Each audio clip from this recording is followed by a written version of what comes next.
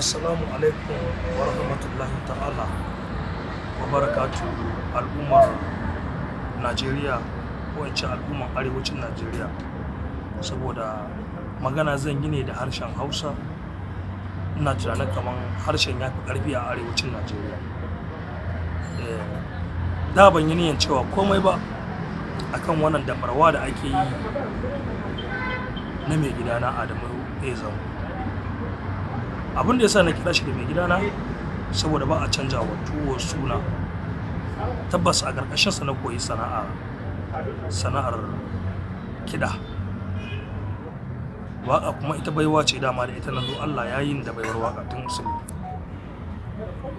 Wato Baba Adamu, ina so in ja hankalinka, nuna maka kurakuran da kai a rayuwa wanda su suka jawo ka har zuwa halin da kake ciki. A maganganunka na bibiye ka sosai. A maganganunka da kake yi kana maganar cewa ka gina yaranka, ka gina su. To ban maka musun ka gina wasu ba, amma yaranka na halak waɗanda suke matsayin yaranka baka gina su. Saboda wallahi inda ka gina yaranka a halin da kake ciki yanzu, da ba wannan magana ake ba, da ba yanda za ka kawo wannan matakin a halin da kake ciki. Ni na imani da Allah, ɗaya daga cikin mutane biyu uku da zan faɗa na yaranka waɗanda na sani, inda ka gina ɗaya daga ciki, na imani da Allah ba za su barka a halin da kake ciki. Wannan ɗayan ba zai barka a cikin halin da kake ciki, ni na sani. Saboda mu 'yan halaka kuma mun haifu a cikin iyayenmu. Ko yanzu abin da zan raga maka a cikin wannan maganganu da nake yi, saboda na faɗa a baya cewa ba a canja hoto suna. Har gobe kana da mutunci da kima a idona na koyi sana'a a ƙarƙashin kamfaninka. Wannan abu yasa zan raga maka, zan faɗa iya wasu abubuwa in ƙalilan daga cikin abubuwan da na sani akan kurakuran da kai na cewa wanda ya kawo ka har ga wannan hali da kake ciki. Adamu, ka samu damar da industry babu wani mutumin da ya samu wannan dama, babu shi. Koyan labai shine Alinu bai samu damar da ka samu. Dalilin na faɗa haka shine kai makaɗi ne, da ka fara kiɗa sai da kai matakin ƙarshe a industry. Ka zo ka fara waƙa, ka haska. Ba zan iya kiranka da ka kai matakin ƙarshe a waƙa ba, saboda baka kama ta ka'in da na'in ba. Yawwa, fim kuma da ka zo shi ma da ka je matakin ƙarshe. Kurakure kai ta tabga kurakure iri-iri. Misali, ni dai na sani yaranka, wanda na sani yaranka ne gidi, akwai ne lamba ɗaya, ni ne Yakubu Adamu Abdullahi, akwai Zahari ne Karmatu ko in ban manta ba. Duk da yake akwai wasu yara da suka zo daga bayanmu, irin su Tasu'u unguwa uku, irin ƙaninka Kabiru Zango, irin su Yusuf Karkasara. Annan suna daga baya-baya, waɗanda suka zo daga baya-baya. To na imani da Allah, da ka gina wani daga cikin ni a tunanina, ban ce wa lalle sai ni ba, amma a cikin mun nan da na lissafo da ka gina mutum ɗaya, Kabiru da ma ƙaninka ne, a ture magana sa wannan. Dole ne wannan kai masa saboda ƙaninka. Ina tabbatar maka da baka tsinci kanka a larabar wannan irin larabar da kake ciki yanzu.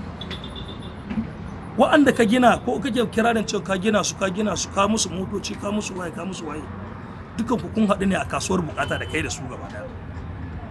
Saboda su ne kai ne su. Abin da sa na faɗa haka, irin su Falalu Ɗorayi, irin su Tijjani Asase, irin su Tahir, wa'annan kai ka sani cewa ba gina su kai ba, kun taru ne kun gina juna. Saboda suna da idea da tunani, kai kuma Abto kana da star. Haka ku taru kuka dinga yin teamwork. Allah ya ɗauka al'amarin ku, ya bunƙasa al'amarin ku, ya zamanto cewa a duniyar industry Hausa ba ya sama da ku. Mafarin rushewar ka shine tun ran da ka kore su, ka ce suna kuɗi da sunanka ko suna ci da sunanka, ka kore su kora irin wadda ka ga dama, irin wacce ta daidai da irin tunaninka, abin da ka saba yi. Tun daga nan nake tsammanin ka fara yin ƙasa har zuwa irin wannan lokaci. To shawarwari da zan baka shine kana da daman gyara, za ka yi komawa baya Adamu. wa'annan mutane ku zauna da su. Zai iya yiwuwa cewa su ne arzikinka, kai ne arzikinsu. Maybe hankalinka da tananka bai kai nan ba. Yasa su ma ina kira a gare ka janye magana cewa ka taimake su. Kun taimake juna za ka ringa cewa a fahimta da ni. An ban manta ba Adamu, ni a yaranka ba wanda ka tsana ma iri ba. Ni ka tsane ni tsana ta ƙarshe. Ni da kai ka taɓa gaya min cewa baka ƙaunata. Abosirum ba zan manta ba, na ɗauka wannan abun wasa ne, wani abu ne na daban ya faru, zai wuce mai wucewa ne. Na bar magana. Daga ƙarshe, daga baya shekara 10 baya nan baya da suka shuɗe zuwa baya nan ne wani album mai suna Sai Zango, lokacin kana shura. Shi wannan album ya ƙunshi waƙoƙi guda 12 amma guda 5 ne bidiyo. Da na bidiyo na gaya maka na yi bidiyo, farko na gaya maka na yi audio, ka ce in baka audio, na baka audio.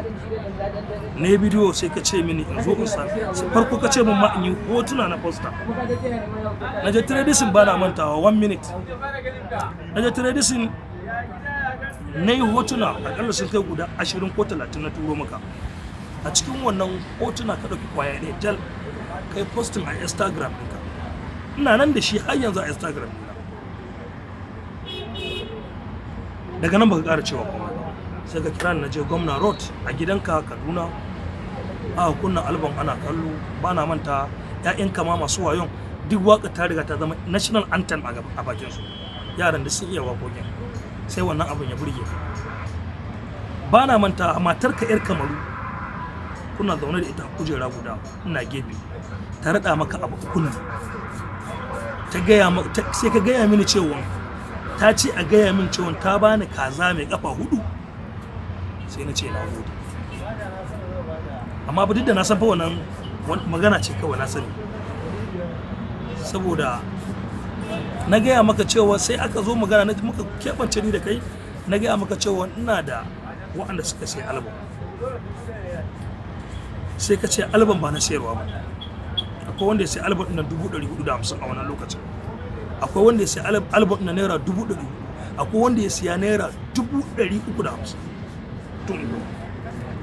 Duk ka ce album ba na sayarwa ba ne, kai za ka buga album zai zama kaman get fast na shiga duk inda za ka dinga zuwa wasanni da sauransu ko tararraka. To abinda yasa na tabbatar da wancan magana taka na cewa baka kaunata akan wannan album din, na tabbatar da haka. Album baka buga ba, baka barin na siyar ba, an na kira waye ka kidagawa, an na maka test babu reply. Ya zama muna wasan yar ɓoye da kai, an ka zo Kano ma an kana wuri na shigo sai ka fita, an kuma ka shigo wuri ka ga ina wuri ba za ka shiga ba. An ne maka magana sama kake amsa. Ba na manta a haka lalata min wannan yunkuri nawa, ka rusa mu tunani na da lissafi. Har yau album din ba su ge shi bayanan a cikin studio a ci. To Malam Ado baka tanin irin waɗannan abubuwa da kake yi ko kai za su tambaye ka ranar gobe kiyama kuma ba a lahira ba. Saboda ni ka cuce ni a wannan tsari, ka cutar da ni, kuma wannan wallahi so min tafi ne kaɗan na tsakuro daga cikin abubuwan da Adamu ya mun a zamantakewar na rashin daɗi. In zan fito baje Adamu a faifai, mu gaya muku wane ne Adamu, biya mu wani irin zama muka yi da shi, wani irin rayuwa muka yi da shi, wuya me ya mu me ne masa. Wallahi tallahi dan mutum ba zai dauka ba. Amma wanda yasa da ma na faɗa na ce zan rage, saboda har gobe ina ganin ka da mutunci, na koya a ƙarƙashin ka, ma'ana a ƙarƙashin kamfanin ka. Yau wannan shi ne dalilin sa zai rage wasu abubuwa. Sannan kana maganan ce ka taimaki, ko da ke nayi wannan magana ta wuce. Shawaran da zan bayar ta ƙarshe shine Adamu, duk abubuwan da za ka yi a rayuwa ba komai da za ka dinga fitowa media kana so fitowa kai. Ban ji daɗin bidiyon ka da na gani ba, duk da ni na san ba ka so na sani, kuma na san duk wani abu na ci gaba na kokarin ka ga na rushe ko na ci baya. Ni na san wannan ba yaro bane, na san me nake sare, na san duk wani yunkuri na alkhairi da zan yi a rayuwa kai ba ka son sa. Kokarin ka ga na taɓe ko wannan rayuwa da nake ciki yanzu, ina da studio, ina da mutane, na yi kaza na samu nasarorin rayuwa, ni na san a ranka ba haka so, abinda Allah ya so ko shi ya faru. Duk da haka ina maka fatan alkai, amma ina baka shawara ba komai zaka fito ka rinka faɗa a media ba. Na bibiye ka abubuwa da yawa, matsalolin cikin gidanka ba fitowa kake media ka faɗa. Adamu ba haka rayuwa take ba. Yana da kyau ka samu mashawarta na jikin kama mutanen kwarai ba na banza ba, su dinga baka shawara da Allah, saboda Allah da ya sauwaka wannan